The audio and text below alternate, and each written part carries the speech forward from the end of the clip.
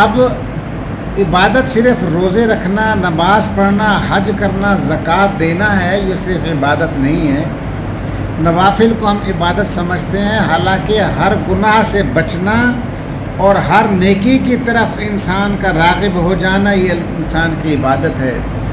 شراب پینا گناہ ہے، لیکن جو شخص شراب نہیں پیتا اسے نفرت کرتا ہے وہ عبادت میں شامل ہے۔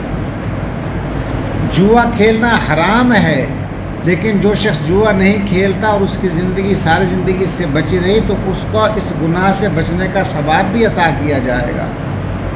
زنا کرنا جرم ہے، حرام ہے، لیکن جو شخص زنا سے بچتا ہے وہ نیکی کی طرف راغب، یہ بھی اس کی عبادت ہے۔ اسی لیے کہ ایک گناہ کا کوئی آدمی کو برا کام کرتا ہے تو ایک گناہ لکھا جاتا ہے، جب نیک کام کرتا ہے تو اس کو 10 نیکیاں عطا کی جاتی ہیں، ایک اس برائی سے بچنے کی اور ایک نیکی کرنے کی۔ اور پھر جب عطا کرنے والا، جود و سخا کرنے والا، وہ کریم رب کائنات کا مالک اور سب کا پالن ہار جب عطا کرتا ہے تو شہنشاہی طریقے سے عطا فرماتا ہے۔ اس لیے میں نے جب آپ سے عرض کی کہ میں حساب لگا رہا تھا کہ اگر کوئی آدمی آج کے دور میں عموماً یہ چلتا ہے کسی سے جو سود خور ہیں 1 لاکھ روپیہ کسی کو دیتے ہیں تو 15 سے 20% تک اس سے لیتے ہیں ہر مہینے کا۔ 20% لینے سے مطلب ہے مہینے کے بعد اس کو 20,000 دے، اور پہلے وہ لاکھ دیتے ہوئے پہلے مہینے کا 20,000 کاٹ لیتے ہیں، 80,000 دیتے ہیں، لکھتے لاکھ ہیں، اور پھر مہینے کا 1,20,000 بنا دیتے ہیں۔ اب اگر کوئی آدمی 20,000 روپے لے مہینے پر سود پر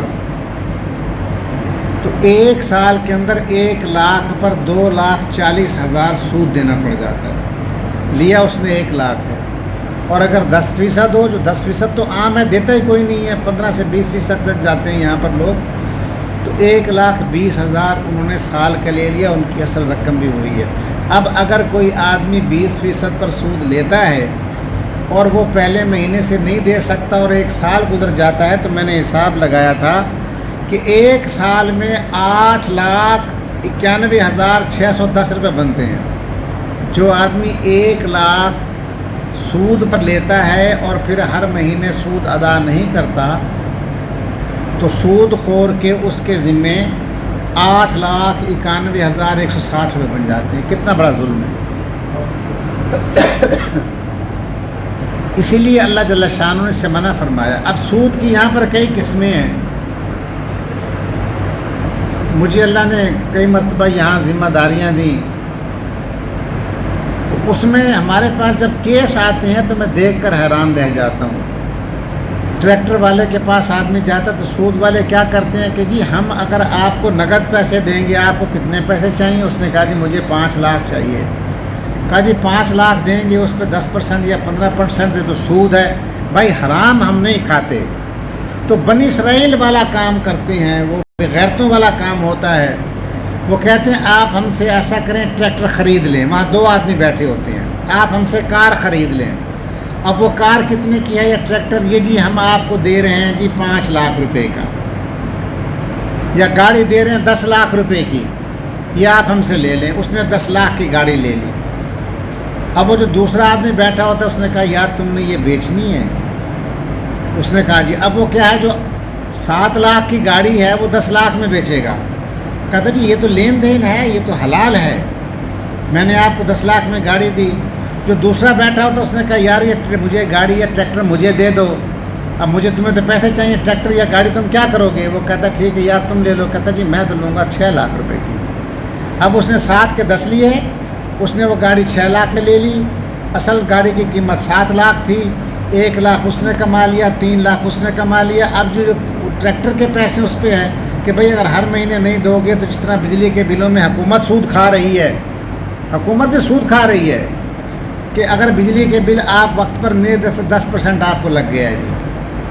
اب اگلا جب بل آئے گا وہ نہیں دیں گے تو 10% پھر آپ پر لگ گیا ہے، تو حکومت بھی سود کھاتی ہے۔ اور نام یہ ہوتا ہے کہ جرمانہ ہے، حالانکہ حکومت کو ریلیف دینی چاہیے تھی۔ یہاں پر ظلم یہ ہے کہ بجلی کے بلوں کا حال یہ ہے، پوری دنیا میں جب آپ کوئی چیز زیادہ خریدتے ہیں آپ کو رعایت ہوتی ہے، چینی ہے، گھی ہے، کپڑا ہے، کوئی چیز آپ زیادہ خریدتے ہیں ایک چیز کا بھاؤ علیحدہ ہے، درجن کا علیحدہ ہے، پیٹی کا علیحدہ ہے۔ فروٹ سبزیاں لے لیں وہ سستی پڑتی ہیں، واحد ملک ہے کہ جس میں اگر آپ بجلی زیادہ استعمال کریں گے تو سلیب بن جائیں گے. اگر آپ نے 300 یونٹ تک بجلی استعمال کی تو آپ کو 6-7 روپے پڑے گا، اور جیسے ہی آپ نے 302 یا 301 یونٹ ہو گیا تو آپ کو جو سلیب بڑھ جائے گا، دگنے پیسے آپ پر ہو جائیں گے. اور اگر آپ نے 500-700 سے اوپر نکل گیا تو پھر اور یعنی یہ لوٹ مار کا ایک سود در سود کا جو نظام ہے، یہودیوں کا نظام ہے اور IMF کا نظام ہے، وہ پاکستان پر مسلط کیا گیا ہے، جبکہ قرآن نے اس پر لعنت کی گئی ہے. ہونا تو یہ تھا کہ جو آدمی بجلی کے بل کے پیسے نہیں دے سکتا، خدا جانے کیا پریشانی اس کو ہو گئی ہے، اس کو حکومت کو رعایت دینی چاہیے تھی. لیکن یہاں لوٹ مار کا بازار گرم ہے. اور بجلی چوری کرنے والوں کے لیے ہیں جو بڑے بڑے صاحب اقتدار لوگ ہیں، جو وابڈا کے اوپر اثر انداز ہو سکتے ہیں کسی صورت میں بھی، ان کی ڈائریکٹ کنڈیاں چل رہی ہیں اور وہ مزے میں، اور سارے کے سارے ملک کو عذاب میں دیا ہوا ہے.